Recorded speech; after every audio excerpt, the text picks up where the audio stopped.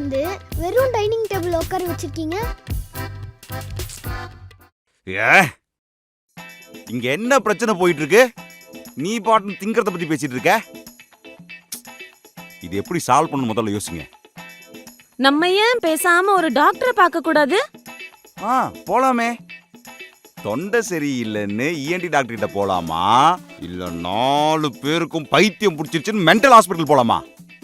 பேசாம நம்ம சொந்தக்காரங்களுக்கு கால் பண்ணுவோமா ஜே? வேணாமா. ஏன் தெரியுமா? டாடி ஒரு சொந்தக்காரங்க நாளைக்கு வரக்கூடாதுன்னு நீ வேணும்னே போய் சொல்றேன்னு நினைச்சுப்பாங்க. இல்லப்பா அதான் யோசிக்கிறான். அகிலே கரெக்டா சொன்னடா. அப்பாவோட சொந்தக்காரங்களுக்கு என்ன பிரச்சனை நடந்தாலும் அதுக்கு நான் தான் காரணம். அவங்க வீட்டு பைப்ல தண்ணி வரலனாலும் என்னதான் சொல்லுவாங்க. சாரிங்க, உண்மையை சொல்லிட்டேன். அப்பா நம்ம வேணா என் ஃப்ரெண்டு ஆரவ் கிட்ட ஐடியா கேட்கலாமா?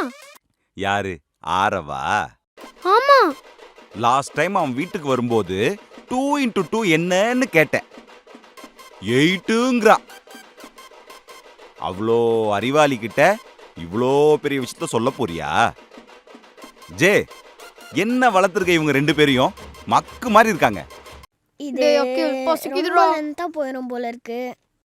நம்ம சாப்பிட்டு சாவகாசமா யோசிக்க கூடாது. நல்லா பேசல. என் ஐடியா தான். சமைச்சு தொலைறேன். எப்படி? ஆமா, நான் எப்படி சமைப்பேன்? நீங்க சொல்லுங்க, நான் ஹெல்ப் பண்றேன். இவன்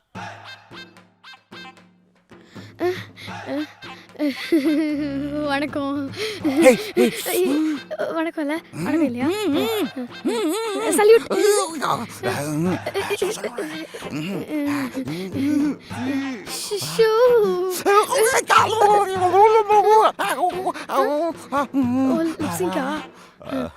சார், நத்திங் சார்.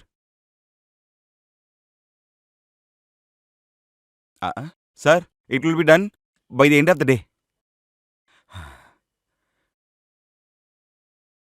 சார், ஆமா சார், வந்துரும் சார். இன்னைக்கு வந்துரும் சார். அப்பா எப்போ சாதாரண வேலை இல்லப்பா. படிச்சு வேலைக்கு போய் இந்த மாதிரிலாம் வேலை செய்யணும்னா பா பெரிய விஷயம்ப்பா. இப்பயாவது புரிஞ்சுக்கோ அப்பாவோட கஷ்டத்தெல்லாம்.